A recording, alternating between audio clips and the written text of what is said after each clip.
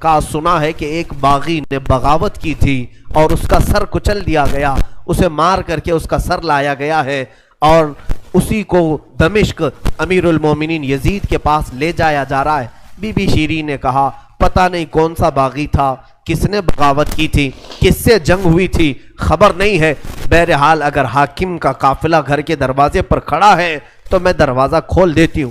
دروازہ اس نے کھولا، بہت سارے رات کا وقت ہے، شہزادوں کے سر نیزوں پر لٹکے ہوئے ہیں، حسین ابن علی کا چہرہ دھول میں اٹا ہوا تھا، زلفیں چہرے پر آئی ہوئی تھیں، بیویاں سب باندی بنا کر لائی گئی تھیں اور سب جکڑی ہوئی تھیں، چہرے ان کے بالوں سے ڈھاکے ہوئے تھے۔ کہتے ہوئے بھی روح کانپتی ہے، مجھے معاف کریے گا، میری آنکھیں آلریڈی نم ہو چکی ہیں، کیونکہ جب بات کربلا کے واقعے کی آتی ہے تو ہر مسلمان محض سوچ کر کے رونے لگتا ہے۔ کربلا کا واقعہ تو ہم سب نے سنا، پر اس کے بعد کیا ہوا وہ آج ہمیں مفتی سلمان اظہری صاحب بتائیں گے۔ میں نے ان کی تقریر 4 سے 5 بار سنی ہے، آپ ہی کے ساتھ ان کے کچھ ویڈیوز ایکسپیرینس کرے ہیں، اور ابھی تک میں نے یہی محسوس کیا کہ یہ جو مفتی صاحب ہیں یہ حق کی بات کرتے ہیں، سچ بات کرتے ہیں، کیونکہ یہ اللہ کے نیک بندے، انہیں کسی کا خوف نہیں ہے، جو انسان کچھ غلط کام نہیں کرتا وہ کسی سے ڈرتا بھی نہیں ہے اللہ کے سوائے۔ نمسکار جی، السلام علیکم، میں ندھی شرما انڈیا سے۔ اور 2 سال پہلے جب مجھے پہلی بار پتہ چلا کہ کربلا کا واقعہ کیا تھا تو میری روح کانپ گئی، اتنا درد محسوس ہوا مجھے۔ اتنے چھوٹے چھوٹے حضرت امام حسین، ویڈیو کے ٹائٹل میں یہ لکھا ہوا ہے کہ نیجے پر سر لے جانے کا پورا واقعہ۔ میں نے کافی کوشش کری کہ نیجے کا ارتھ مجھے گوگل پر مل جائے، میننگ سمجھ آ جائے، پر وہاں پہ کچھ بھی کلیئرلی مینشن نہیں کر رکھا ہے، تو میں مفتی صاحب پر ہی فی الحال ڈیپینڈنٹ ہوں، اور میں شیور ہوں جس طریقے سے وہ ڈیٹیل میں ہر چیز کو کلیئرلی ایکسپلین کرتے ہیں وہ ہمیں بتا دیں گے کہ نیجا کیا ہوتا ہے۔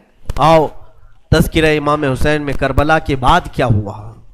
جب سارے شہید ہو گئے، ان کی لاشوں پر گھوڑے دوڑائے گئے، تو جو لوگ قریب آبادیوں کے لوگ تھے وہ آئے، ان لاشوں کو سمیٹا، کتنوں کو تو انہوں نے دفن کیا اور مولا حسین کو دفن کیا۔ اب بیویاں خیمے میں تھیں، قیدی بنائی گئیں۔ سیدہ زینب فاطمہ زہرا کی سگی بیٹی ہیں، حسین ابن علی کی سگی بہن ہیں، زوجات امام حسین ہیں، بی بی سکینہ ہیں۔ اس خیمے میں چند عورتیں رہ گئیں اور بیمار زین العابدین ہیں۔ یزیدی لشکر کی طرف سے لوگ آئے اور کہا کہ اپنے ہاتھ آگے بڑھاؤ۔ ہاتھ آگے بڑھائے گئے تو ان کو ہتھکڑیاں ڈال دی گئیں۔ رسول اللہ کے گھر والوں کو ہتھکڑیاں ڈال کر باہر نکالا گیا، خیمے اجاڑ دیے گئے۔ بعض روایات یہ بتاتی ہیں کہ خیموں میں آگ لگا دی گئی۔ جب خیمے جل گئے، شام کا وقت تھا، مغرب کے بعد یہ لٹا ہوا تاخت و تاراج قافلہ کوفہ کی طرف جا رہا تھا۔ کربلا سے اب یہ کوفہ جا رہے تھے، لیکن ظالموں نے جتنے شہید ہوئے تھے ان کے سر سنبھال کر رکھے تھے۔ امام حسین ابن علی کا سر لے لیا، عباس علمبردار کا سر لے لیا، اور علی اکبر امام قاسم کے سر کاٹ کر لے لیے۔ سارے سروں کو انہوں نے، اس لیے کہ اس وقت ثبوت پیش کرنے کے لیے سر دکھانے پڑتے تھے کہ ہم نے ان کا قتل کیا ہے، اب سروں کو انہوں نے نیزوں میں ڈال دیا اور سروں کو لے کر نیزوں سے چلنے لگے۔ یہ سفر ان کا شروع ہوا، کوفہ کی طرف چلے۔ یہاں ایک بڑی بات مجھے یاد آتی ہے، مولا حسین کی ایک کنیز تھی جس کا نام بی بی شیرین بتایا گیا ہے۔ وہ سیدہ فاطمہ زہرا رضی اللہ تعالیٰ عنہ کی بھی خدمت کر چکی ہیں۔ بی بی شیرین، اس کو حضرت امام حسین نے آزاد کر دیا تھا۔ وہ کہتی تھی کہ میں آزاد نہیں ہونا چاہتی ہوں۔ کہا تھا کہ تو بڑھاپے کو پہنچ چکی ہے، تجھے ہم نے آزاد کر دیا۔ اور اس کے بعد مولا حسین نے جب یہ مدینہ طیبہ میں تھے، بی بی شیرین کو کہا تھا کہ تو آزاد ہے، جا، بہت سارا مال دیا تھا اور جمع کر کے کہا تھا کہ تو چلی جا، اپنی بقیہ زندگی آرام سے گزار۔ تو کہتی ہے ایک شرط ہے میری، میں اس شرط پر جاؤں گی۔ امام حسین ابن علی نے پوچھا کہ ہم نے تجھے کسی چیز سے روکا نہیں، منع نہیں کیا، کیا چیز تو چاہتی ہے؟ بی بی شیرین نے کہا تھا کہ مولا حسین، بس چاہتی ہوں کہ میں گھر بنا لوں گھر میں رہوں، ایک بار آپ اپنے قدم رکھ دینا، ہم غریبوں کے گھر پر ایک بار آپ تشریف لے آئیں، میری وہ معراج ہو جائے گی۔ امام حسین نے کہا بس اتنی سی بات، ہم تو غریبوں کے گھر روز جانا پسند کرتے ہیں، ہم روز جانا پسند کریں، جا ٹھیک ہے تیرے گھر ہم آئیں گے۔ اور بی بی شیرین نے کہا نہیں مولا، میری ایک درخواست یہ ہے کہ آپ اپنے خاندان کے ساتھ آئیں گے، اپنے شہزادوں شہزادیوں عورتوں کے ساتھ آئیں گے۔ مولا حسین نے ساری عورتوں سے کہا دیکھو بی بی شیرین کہتی ہے اس کے گھر دعوت ہے، ہم سب آئیں گے۔ اور اس کو بطور مسکراتے ہوئے آپ نے فرمایا بی بی شیرین ایسا نہ ہو کہ ہم آئیں اور تو پہچان ہی نہ سکے، ایسا نہ ہو کہ تو پہچان ہی نہ سکے۔ قدموں میں گر گئی، کہا کہ میں آپ کے گھر کی کھائی ہوئی، میں آپ کی پروردہ، کبھی آپ کو نہ پہچانوں، ایسا کیسے ہو سکتا ہے۔ وہ خاتون گئی، کوفہ کے قریب ایک چھوٹی سی بستی میں گھر بنایا، بڑا اچھا سا گھر بنایا، اور اس کی بستی والے بھی اس کی بڑی عزت کرتے تھے کہ یہ فاطمہ کے گھر کام کی ہوئی عورت ہے، حسین ابن علی کے گھر کام کی ہوئی عورت ہے۔ وہ ہر گھر میں جاتی تھی، بستی والوں سے کہتی تھی لوگوں دیکھنا میں نے گھر بنایا اور پیغام بھیج دیا ہے، فاطمہ کے لاڈلے شہزادہ رسول امام حسین نے مجھے وعدہ کیا ہے ایک بار وہ میرے گھر تشریف لائیں گے۔ بستی والے کہتے تھے کیا تیری قسمت ہے کہ تیرے گھر مولا حسین آنے کی بات کر چکے ہیں، رسول اللہ کا شہزادہ تیرے گھر آئے گا۔ سب اس کی گاؤں میں بڑی عزت تھی، لوگ کہتے تھے کہ اس کی بات پر حسین آنے والے ہیں۔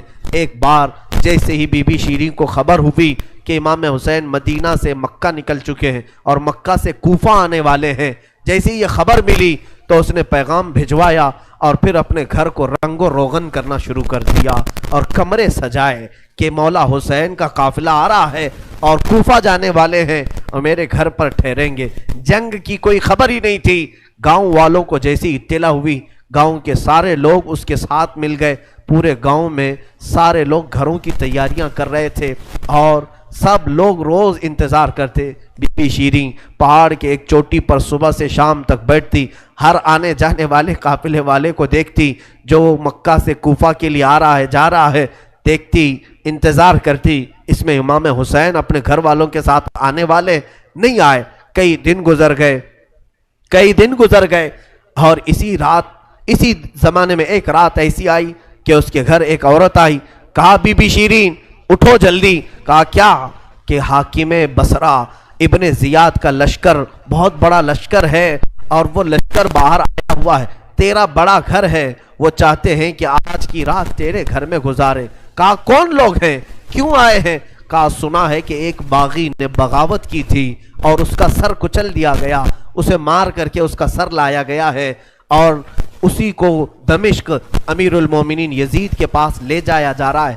بی بی شیرین نے کہا پتہ نہیں کون سا باغی تھا، کس نے بغاوت کی تھی، کس سے جنگ ہوئی تھی، خبر نہیں ہے، بہرحال اگر حاکم کا قافلہ گھر کے دروازے پر کھڑا ہے تو میں دروازہ کھول دیتی ہوں۔ دروازہ اس نے کھولا، بہت سارے رات کا وقت ہے، شہزادوں کے سر نیزوں پر لٹکے ہوئے ہیں، حسین ابن علی کا چہرہ دھول میں اٹا ہوا تھا، زلفیں چہرے پر آئی ہوئی تھیں، بیویاں سب باندی بنا کر لائی گئی تھیں اور سب جکڑی ہوئی تھیں، چہرے ان کے بالوں سے ڈھاکے ہوئے تھے۔ اس خاتون نے دیکھا اور کہا ہائے ہائے افسوس، قیدی آئے ہیں میرے گھر۔ مولا حسین کہتے تھے قیدیوں کے ساتھ اچھا سلوک کیا جائے، قیدیوں کے ساتھ اچھا سلوک کیا جائے۔ اس نے اپنے گھر میں اندر داخل کیا، جو حاکم جو اس کے سپہ سالار تھے ان سب کو اندر بلایا، رات گزارنے کا مقام دیا، جگہ دیا، اور یہ بیویوں کو صحن کے باہر ہی چھوڑ دیا گیا، ان کو اندر نہیں لایا گیا۔ اور اس خاتون نے کہا ان قیدیوں کو بھی تو لاؤ، میرا گھر کافی بڑا ہے، میں اندر سلا لوں گی۔ اسے اب تک یہ خبر نہیں تھی یہ لٹا ہوا قافلہ ہے کس کا، آخر یہ لٹا ہوا قافلہ کس کا آیا ہے۔ رات کے وقت اس نے کھانا بنایا، سارے فوجیوں نے کھانا کھا لیا، تو بی بی سے کہا ان قیدیوں کو کھانا مت دینا، وہ کھانے کے مستحق نہیں ہے۔ اس نے چلا کر کے کہا دیکھو ہمارا دستور یہ ہے کہ میں فاطمہ کے گھر کام کر چکی ہوں، وہاں فاقے تو رکھتے تھے لوگ، گھر میں فاقہ تو ہوتا تھا، لیکن باہر آنے والے مہمان کو بھوکا نہیں رکھا جاتا، وہ چاہے قیدی ہوں باغی ہوں جس طرح کے ہوں، مجھ سے جو بن سکے گا میں کھلاؤں گی۔ اس نے کھانے بنائے اور اس کے بعد لے کر کے آئی اور اس کے بعد کھانا جب سیدہ بی بی زینب کے پاس رکھا تو بی بی زینب نے اپنے دونوں ہاتھ دکھائے جو پیچھے بندھے ہوئے تھے. اس خاتون نے بی بی شیرین نے کھولا اور ان کے بالوں سے چہرہ ڈھکا ہوا تھا اور اس نے کھانا پروسا کہ کھا لو بیویو کھا لو. تو بی بی زینب نے پکار کر کے اپنے بھائی کا نام لیا، یا حسین ابن علی. تو بی بی شیرین چونک اٹھی، یہ نام تو کیوں لے رہی ہے؟ یہ نام تو میرے آقا کا ہے جس کی میں باندھی تھی، میں خدمت گزار تھی، یہ نام تو کیوں لے رہی ہے؟ بی بی زینب کہتی ہے، بی بی شیرین کیا ہم نے تجھے پہچان لیا؟ بابا نہیں کہتے تھے کسی دن ہم گھر پر آئیں اور تو پہچان ہی نہ سکے. یہ جو اونچے نیزے پر سر دکھ رہا ہے یہ تیرے آقا مولا حسین کا سر ہے اور یہ علی اکبر کا سر ہے، یہ قاسم کا سر ہے. بی بی زینب پکارتی گئی. بی بی شیرین نے دیکھا اور پکار کر کے کہا، مولا کیسی مہمان نوازی کا وقت تم نے دیا، کیا اس طرح بھی کوئی مہمان بنتا ہے کسی کے گھر؟ اور یہ کہتی ہوئی غش کھا کر گر پڑی. اس پر پانی ڈالا جاتا، وہ اٹھتی پھر غش کھا جاتی، بے ہوش ہو جاتی. سچ کہا تھا مولا حسین نے، اے بی بی شیری ہم تو وعدہ کیے ہیں آ کر رہیں گے، کہیں ایسا نہ ہو کہ تو پہچان ہی نہ سکے. سچ کہا تھا مولا حسین، آپ اس حالت میں میرے گھر آئے کہ میں پہچان نہ سکی، کیونکہ وہم و گمان میں بھی نہیں تھا کہ فاطمہ کے لاڈلے کا کٹا ہوا سر کبھی گھر آ سکتا. وہ غش کھا کر کے گر گئی. روایات میں ہے صبح جب اٹھا لوگوں نے، فوجیوں نے اٹھ کر کے دیکھا تو بی بی شیرین کا جسم ٹھنڈا پڑ چکا تھا، اس کی روح نکل چکی تھی. غم حسین میں لوگوں کی جانیں چلی گئی. یہاں آج دو آنسو ہمارے نکلتے ہیں تو لوگ ہمیں بولتے ہیں، غم حسین میں لوگوں کی روح نکل گئی. جو اصلی محبت کرنے والے تھے وہ دنیا سے ہی رخصت ہو گئے. مولا حسین کی محبت کرنے والی بی بی شیرین دنیا میں نہیں رہی. کہا آخری جملے اس کے یہ تھے، گھر بڑی آن شان سے اس لیے بنایا تھا کہ ایک بار مولا قدم رکھیں گے. اب انہوں نے قدم رکھ دیا تو اب جینے میں کوئی مزہ نہیں ہے، اب میری زندگی کی تمنا پوری ہو گئی ہے. اس کے بعد یہ قافلہ نکلا، کوفہ کی طرف جا رہا تھا، ابن زیاد تک پہنچنا تھا. حاکم بصرہ، حاکم کوفہ عبید اللہ بن زیاد کے پاس یہ قافلہ جانے سے پہلے کئی منزلوں پر رکا. دوسری رات آئی تھی. دوسری رات ایک گرجا گھر کے پاس ان کا قیام ہوا. وہ ایک عیسائی کا گرجا تھا، وہاں پر قیام ہوا. عیسائی نے دیکھا کہ بہت سارے کٹے ہوئے سر آئے. اس نے بھی اپنے چرچ میں رکنے کی اجازت دی تھی. ہائے افسوس، عیسائی بھی رحم کھا رہے ہیں. کیسے وہ مسلمان تھے جو رسول اللہ کے گھر والوں پر رحم نہ کھا سکے. عیسائی نے رکنے کا، وہاں پر رکنے کی اجازت دی. اس کے بعد کہا، رات کو اس نے کہا کہ یہ جو سروں پر، یہ جو نیزوں پر سر ہیں، کیا یہ ہمیں ایک رات کے لیے دو گے؟ لوگوں نے کہا لے لو لے لو، لیکن امانت کے ساتھ واپس کرنا کہ یہ ہمیں دمشق پہنچانا ہے. اس نے سر حسین کو لیا، دھول کو صاف کیا، اس لیے کہ اسے دور سے ہی اس چہرے میں کچھ چمک نظر آ رہی تھی. اس عیسائی راہب نے رات کے وقت دیکھا، ایک تخت پر رکھ کر کے سر حسین کا غور سے مطالعہ کرنے لگا اور اپنی پرانی کتابوں سے ملانے لگا. پرانی کتابیں پڑھتا تھا اور چہرہ دیکھتا تھا، بار بار دیکھتا تھا. پھر چیخ کر کے کہا، ہاں میں اپنے مقام کو پہنچ گیا، اس لیے کہ مقدس کتابوں میں لکھا ہوا ہے نبی کے آخری نبی کا نواسا ظلمن قتل کیا جائے گا اور اس راستے سے جائے گا، اور یہاں کی گرجا میں اگر رکے تو گرجا میں جو خدمت گزار ہے وہ اس کی خدمت کرے، مولا اسے جنت عطا کرے گا. وہ عیسائی راہب کہتا ہے وہ چہرے میں ساری علامتیں جو کتابوں میں لکھی یہی ہیں. وہ ایمان لے آیا، کلمہ طیبہ پڑھا، اسلام قبول کیا. رات میں اس کی دنیا بدل گئی. میرے عزیزو، اسی کو کہا جاتا ہے اسلام زندہ ہوتا ہے ہر کربلا کے بعد. حسین کے انتقال کے بعد بھی اسلام پھیل رہا، ایمان دوسروں کو بانٹ رہے ہیں. صبح تک اس گرجا میں رکے، پھر دن پورا گزارے اور شام کے وقت ٹھنڈے وقت میں کوچ کرنے کا ارادہ کیا اور سر امام حسین جو ان لوگوں نے نیزے پر لیا تھا اس کو ایک جگہ گاڑ دیا اور اس کے بعد اپنے پانی وغیرہ کے استعمال کے بعد قافلے کو کوچ کرنے کا حکم دیا. قافلہ آگے چلا، لیکن جو فوجی آتا سر حسین کو اٹھانے کے لیے نیزے پر، وہ تو ہلکا ہو چکا تھا لیکن وہ زمین میں ایسا گڑ چکا تھا کہ اٹھتا نہیں تھا، کسی سے ہل نہیں رہا تھا. بہت لوگوں نے کوشش کی، پھر آ کر کے انہی ظالم یزیدیوں نے بی بی زینب سے کہا، اے خاتون، یہ تمہارے بھائی کا سر زمین پر ایسا جمع ہوا ہے، ہٹتا نہیں ہے، آگے بڑھنا ہے ہمیں، یہ ہٹتا نہیں ہے. بی بی زینب نے غور سے دیکھا اور کہا، قافلے میں دیکھ لو سب ہیں یا نہیں، قافلے میں سب ہیں یا نہیں. دیکھا گیا تو بی بی سکینہ قافلے میں نہیں تھی، قافلے میں موجود نہیں تھی. بی بی زینب نے کہا، وہ میرا غیور بھائی ہے، اپنے خاندان والوں کو چھوڑ کر کہیں جاتا نہیں تھا، اپنی بچی کا غم ہوگا، آگے نہیں بڑھتا، تلاشو سکینہ کہاں ہے. لوگوں نے ڈھونڈنا شروع کیا. پہاڑ کی ایک چھوٹی سی چوٹی پر وہ بیٹھی ہیں اور ایک خاتون کی گود میں بیٹھی ہیں. کوئی ایک خاتون ہے، اسے سہلا رہی ہے، تھپکیاں دے رہی ہیں. بی بی سکینہ 9 سال کی عمر میں ایک بڑی معزز خاتون کی گود میں ہچکیاں لے لے کر رو رہی ہیں اور کچھ باتیں کر رہی ہیں. بی بی زینب نے دور سے دیکھا، خاندان کی کچھ عورتیں اور آئیں، پکارا، سکینہ جانے کا وقت ہو گیا، تم یہاں کیا کر رہی ہو. دوڑ کر کے جیسی سکینہ کے قریب آئے تو دیکھا نہ وہاں عورت تھی نہ کوئی خاتون تھی. سکینہ کو اٹھایا، کیا کر رہی تھی تم یہاں، کیسے آئی، کون عورت، کس سے بات کر رہی تھی.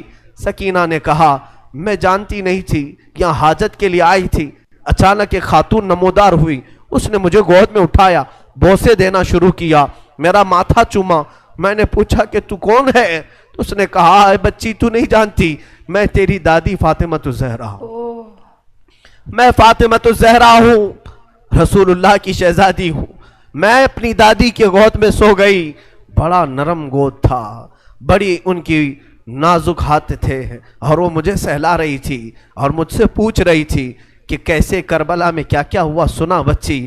میں علی اصغر کی شہادت دادی کو سنا رہی تھی، علی اکبر کیسے قتل ہوئے دادی کو سنا رہی تھی. ان کے آنسو بہتے تھے اور میرے جسم پر گرتے تھے اور میں نے کربلا کی ساری داستان اماں فاطمہ کو سنا رہی تھی. سیدہ زینب کی چیخ نکل پڑی کہ ماں فاطمہ اب بھی بے قرار ہے.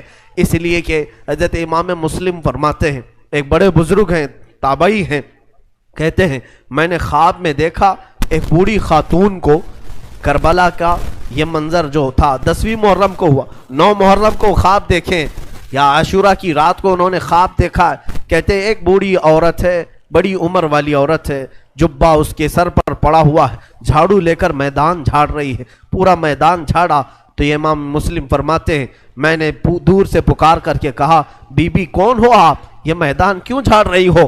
انہوں نے پلٹے بغیر کہا، اے شخص، میں رسول اللہ کی بیٹی فاطمہ الزہرا ہوں، یہ میدان کربلا ہے، میں یہاں جھاڑ رہی ہوں اس لیے کہ کل میرا لاڈلا یہاں گرنے والا ہے، کہیں کوئی نوکیلی کنکر اس کے جسم میں نہ چبھ جائے. مجھے درد ہوگا اگر حسین کو کوئی زمین کی کنکریاں چبھیں، میں صاف تو کر لوں. فاطمہ الزہرا کا غم ہم نہیں جان سکتے میرے عزیز، احساس نہیں کر سکو گے. غم کی داستانیں بڑی ہیں، بہت ہیں، واقعات سنانے کے لیے میرے پاس وقت نہیں ہے، میں سمیٹتا ہوں. عزیزان گرامی، یہ تاخت و تاراج قافلہ، یہ اسیران اہل بیت کوفہ پہنچے ابن زیاد کے محل میں. ابن زیاد نے دیکھا حسین ابن علی کو تانے مارنے لگا، کہا کہ تم نے بڑا غلط کیا، تم نے یزید کے خلاف خروج کیا، بغاوت کیا، اور اس کے بعد بہت ساری بے حرمتی کرنے کے بعد اس قافلے کو اس نے دمشق روانہ کیا. دمشق ملک شام کی راجدھانی، آج بھی ملک شام میں جس کو انگلش میں دمسکس کہا جاتا ہے، دمشق ہے وہ اصل. دمشق میں جب یہ قافلہ پہنچنے لگا وہاں کے حالات الگ تھے. بازار شام پر لعنت ہو، بازار شام پر کا برا ہو. وہاں شام کا بازار سجایا گیا تھا، گھر گھر وہاں سجائے گئے تھے اور لوگوں میں یہ جشن کا ماحول تھا کہ آج باغیوں کے سر لائے جا رہے ہیں اور قیدیوں کو جکڑ کر کے ملک شام خلیفہ وقت یزید کے دربار میں پیش کیا جا رہا ہے.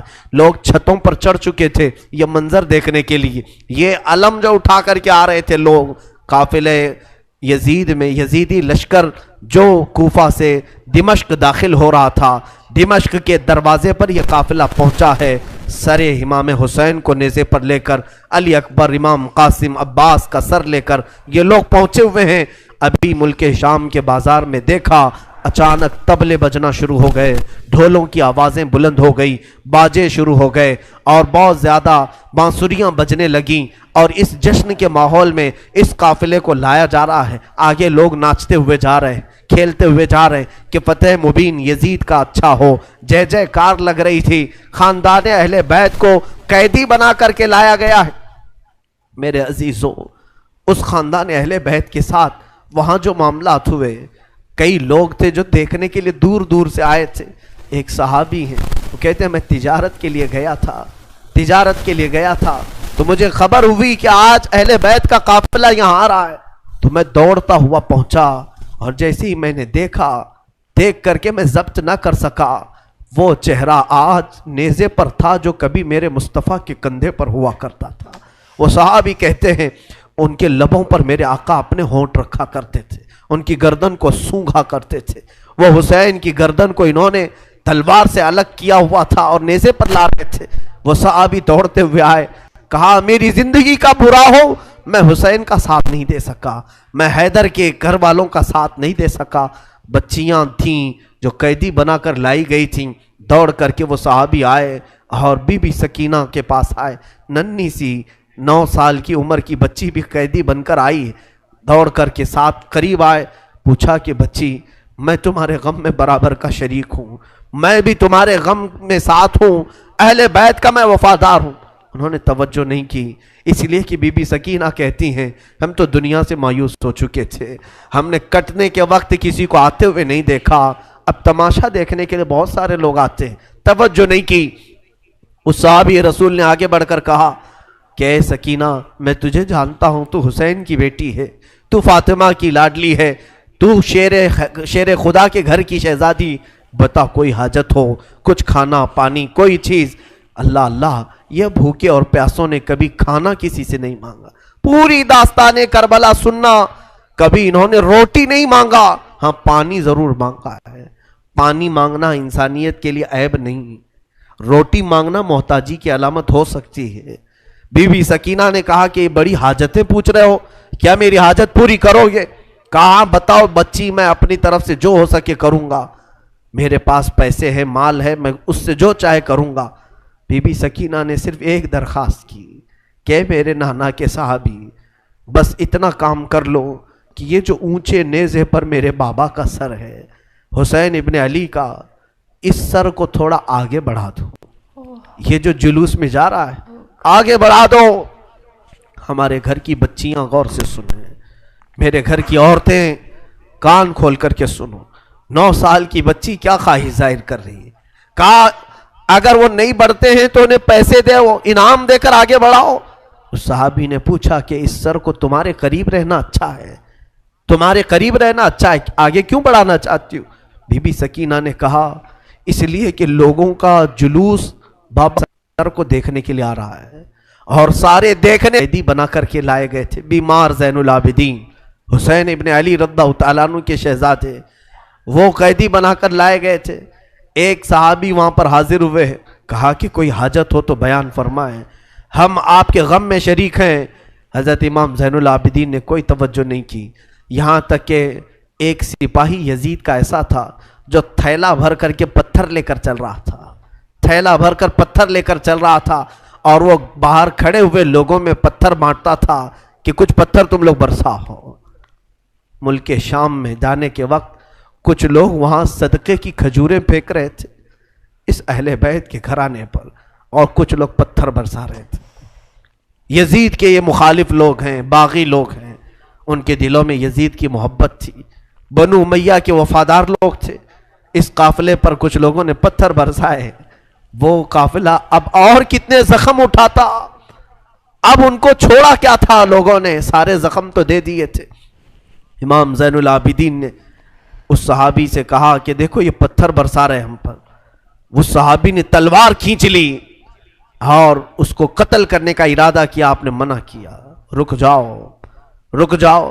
اس لیے کہ بہت سارے قتل میں نے اپنے بابا کے دیکھے اور وہاں کوئی بھی اپنی تلوار لے کر ہمارے مدد کے لیے نہیں آ سکا۔ امام زین العابدین کا یہ لٹا ہوا قافلہ یزید کے دربار میں لایا گیا اور سر امام حسین کو ایک تشت میں رکھ کر پیش کیا گیا۔ یزید اپنے ہاتھ میں چھڑی لے کر مولا حسین کے لبوں پر مارتا تھا اور کہتا تھا حسین تمہاری جوانی ختم ہو گئی، کاش تم میری بیعت کر لیتے تو تم زندگی سے ہاتھ نہیں دھوتے، اور کبھی میں نہیں چاہتا کہ تمہارا قتل ہو جائے۔ اس نے جھوٹے الفاظ میں لوگوں کو اس طرح ورغلایا۔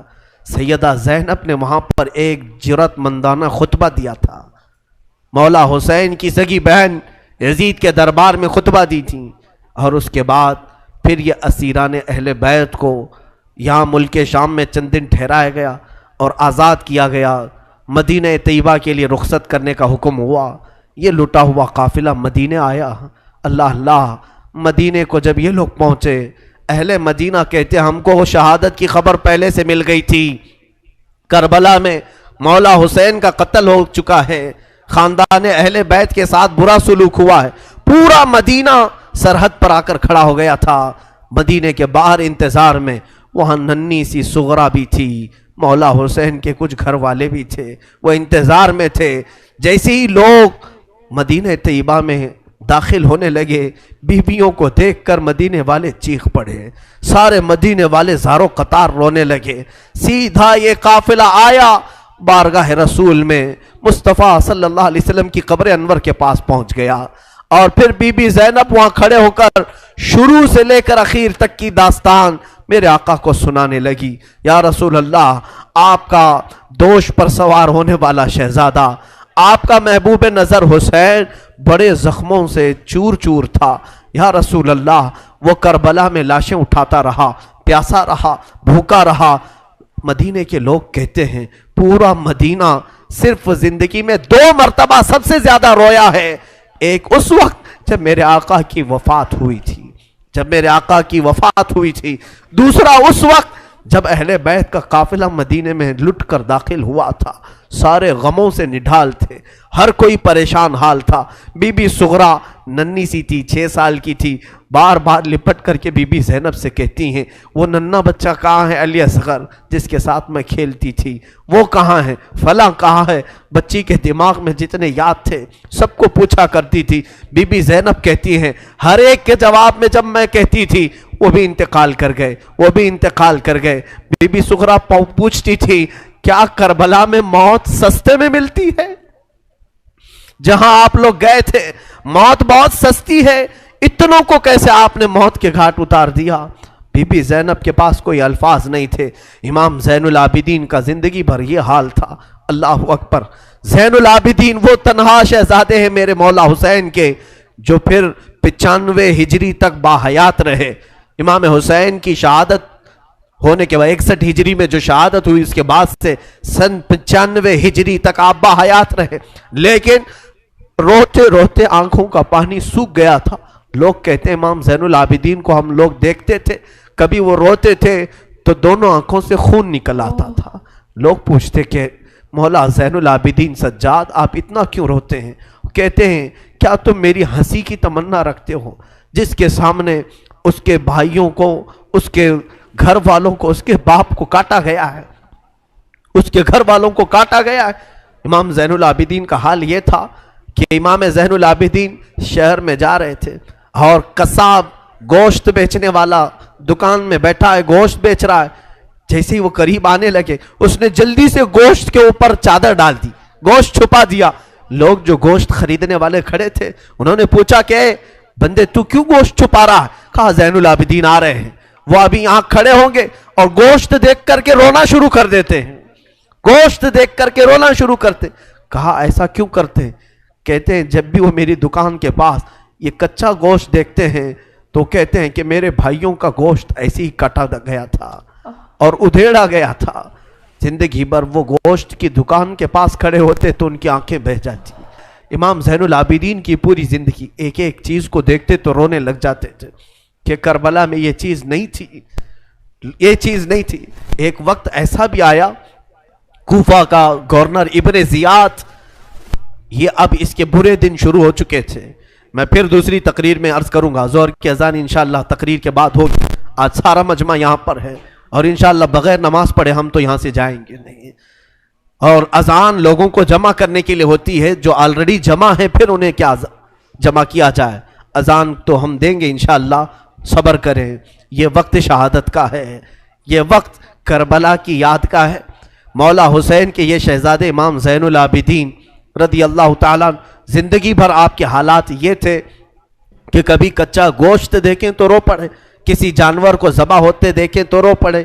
ایک بار امیر کوفہ ابن زیاد, اب امیر مختار نام کا ایک شخص جو بدلہ لینے کے لیے بعد میں اٹھ کھڑا ہوا.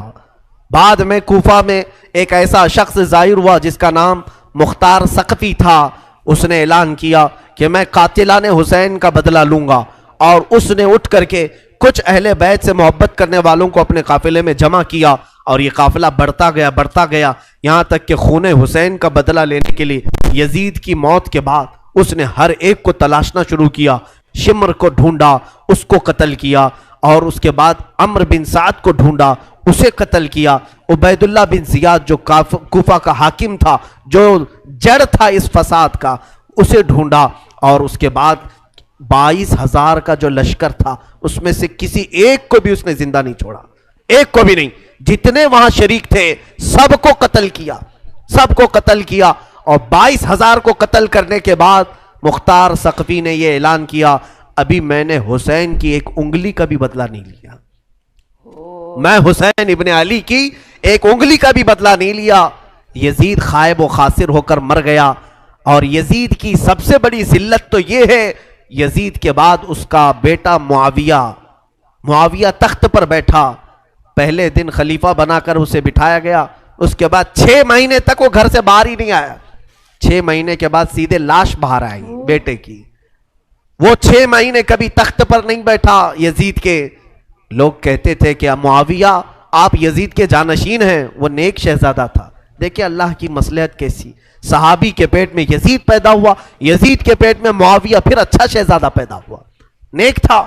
اس نے کہا, لوگ جب کہتے تخت پر بیٹھ جائیے تو اس نے اس تخت کی طرف دیکھ کر کے تھوک دیا اور کہا اس تخت پر بیٹھوں جس پر شہزادہ رسول کا خون لگا ہوا ہے, اس تخت پر بیٹھوں جو تخت حسین ابن علی کے گھر والوں سے رنگا ہوا ہے. کبھی اس تخت پر نہیں بیٹھا. اس کی یزید کی سب سے بڑی ذلت تو اسی پہ ہے کہ اس کا خود کا بیٹا اس کے تخت پر تھوک دیا, نہیں بیٹھ سکا. لیکن حسین کا چرچا آج بھی ہے. حسین کے شہزادے گلی کوچوں میں ہر جگہ ہے. سادات کی خوشبو تم محسوس کرو گے آج بھی. حسین ابن علی کے یہ صاحبزادے زین العابدین جہاں پر رہ رہے تھے خیمے میں, تو ایک مرتبہ ایسا ہوا کہ ابن زیاد جان بچاتا ہوا بھاگتا ہوا نکل آیا, کیونکہ مختار ثقفی اس کے پیچھے لگ گیا تھا, اپنے سواریوں کو دوڑا دیا تھا اس کے پیچھے کہ عبید اللہ بن زیاد جہاں بھی ملے اسے پکڑ کر کے لاؤ, اسے پکڑ کر کے لاؤ. تو سب اس کے پیچھے لگ گئے. مختار ثقفی کے ڈر سے عبید اللہ بن زیاد جان بچاتا ہوا بھاگتا ہوا ایک خیمے میں آیا. وہ خیمہ کسی اور کا نہیں, امام زین العابدین کا تھا. وہاں پر پہنچ گیا. آپ قرآن پاک کی تلاوت میں مصروف تھے. مختار ثقفی کے ڈر سے آنے والا یہ عبید اللہ بن زیاد ہانپ رہا تھا, کانپ رہا تھا. امام زین العابدین نے سر اٹھا کر کے دیکھا, کیا بات ہے؟ کہا پیاس کی شدت ہے, اگر تمہارے پاس پانی ہو تو پلاؤ. امام زین العابدین نے فوراً کھٹوری بھری اور پانی دیا. اس نے پانی پیا اور پھر کہا اور پانی ملے گا. انہوں نے اور ایک کھٹوری بھری اور پھر پانی پلایا. اس نے پیا, 3 کھٹوریاں پانی پیا. عبید اللہ بن زیاد یہ سوچنے لگا شاید امام زین العابدین نے مجھے پہچانا نہیں ہوگا. اس نے کہا آپ مجھے نہیں پہچانے ہوں گے شاید. آپ نے چہرہ اٹھایا تو آنکھوں میں خون تھا, آنکھوں میں خون تھا. کہا اے ظالم, تجھے نہیں پہچانوں گا؟ تیری وجہ سے میرا پورا گھرانہ لٹ گیا, میرا پورا خاندان تو نے تباہ کیا, بھوکا اور پیاسا کربلا میں تڑپایا, تجھے نہیں پہچانوں گا؟ تو عبید اللہ بن زیاد بدبخت نہیں ہے؟ تو اس نے کہا جب آپ نے پہچانا تو پانی پلا رہے ہو. امام زین العابدین نے کہا جو تو نے ہمارے ساتھ سلوک کیا وہ تیری فطرت تھی, اور ہم نے جو سلوک کیا ہے یہ اہل بیت کی فطرت ہے، بہت بڑی بات ہے. یہ اہل بیت کی شان ہے. ظالموں کے ساتھ بھی پانی پلانے کا سلوک.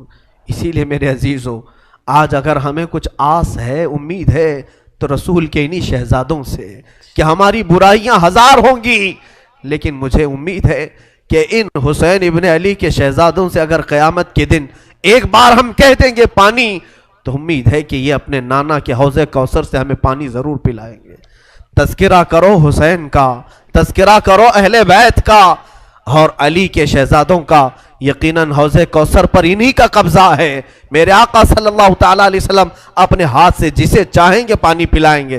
ان کے گھر والوں کو ستا کر کے تم پانی قیامت کے دن کس منہ ہو گے، پیاس بجھاؤ گے؟ امام زین العابدین نے اس وقت بھی پانی پلایا. میرے عزیزوں، اس کے بعد ایسا نہیں کہ اسلام ختم ہو گیا. امیہ کی خلافت چلتی رہی. یزید کے بعد اس کا بیٹا معاویہ کے انتقال کے بعد پھر مروان حاکم بنا. مروان کی حکومت چلی. پھر اس کے بیٹے آئے تقریباً 90 ہجری تک، اور اس کے بعد 105 ہجری تک اسی امیہ خاندان نے خلافت کی باغڈور سنبھالی. اس کے بعد عباسی خلافت کا دور شروع ہوا. جو بنو عباس کہلائے وہ اہل بیت سے محبت کرنے والے تھے. اتنے زمانے تک بھی اہل بیت کے ساتھ برا سلوک ہوتا رہا. امیہ کے پورے جتنے خلفاء آئے انہوں نے اہل بیت کے ساتھ کوئی اچھا سلوک نہیں کیا. امام باقر کے ساتھ، امام جعفر صادق کے ساتھ، امام موسیٰ کاظم کو 12 سال تک قید میں رکھا گیا تھا. ان کو زہر پلایا گیا تھا، کوڑے مارے گئے تھے. یہ اماموں کے ساتھ برا سلوک تقریباً 100 سال تک چلتا رہا. اور ایسا نہیں، رسول کا گھرانہ آج بھی لٹانے پر قربان ہے. آج بھی اگر کوئی بات آ جائے تو دیکھنا رسول اللہ کی جو اصلی آل ہوں گے، اصلی اولاد ہوں گے، وہ قیادت کے لیے آگے بڑھیں گے اور اپنا سر بھی پیش کریں گے.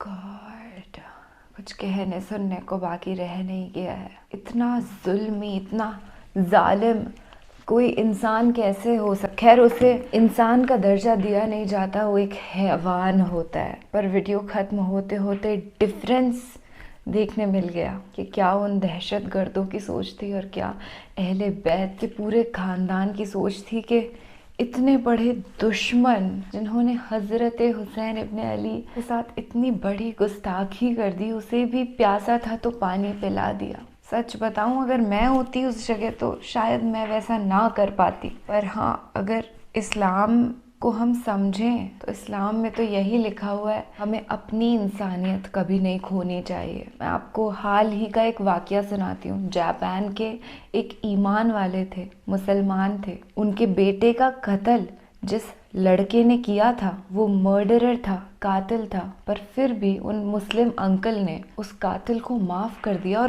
گلے سے لگایا. اب یہ باتیں ہو سکتا ہے کسی کو بناوٹی لگے اگر وہ عاشق رسول نہیں ہے تو، پر آپ تو ایمان والے ہیں، آپ تو سمجھ ہی سکتے ہیں کہ اس بات میں 100% سچائی ہے. آپ چاہے تو یوٹیوب پر ویڈیو بھی دیکھ سکتے ہیں. اور یہ جو پورا واقعہ ہے یہ باقاعدہ کورٹ کے اندر ہوا، جہاں پہ مرڈرر کو خود وشواس نہیں ہو رہا تھا کہ مجھے کیسے معاف کر سکتے ہیں، میں نے جس انسان کو اس دنیا سے ختم کر دیا اس کے پتا جی نے مجھے معاف کر دیا، ایسا کیسے ہو سکتا ہے. پورا کورٹ، سارے ججز، وکیل، ہر کوئی رو رہا تھا. پر وہ ایمان والا انسان تھا نا، تو وہ اپنے اصولوں پر کھڑا رہا. آج کے لیے میں آپ سے اجازت چاہوں گی. اپنا خیال رکھیے گا. اللہ حافظ.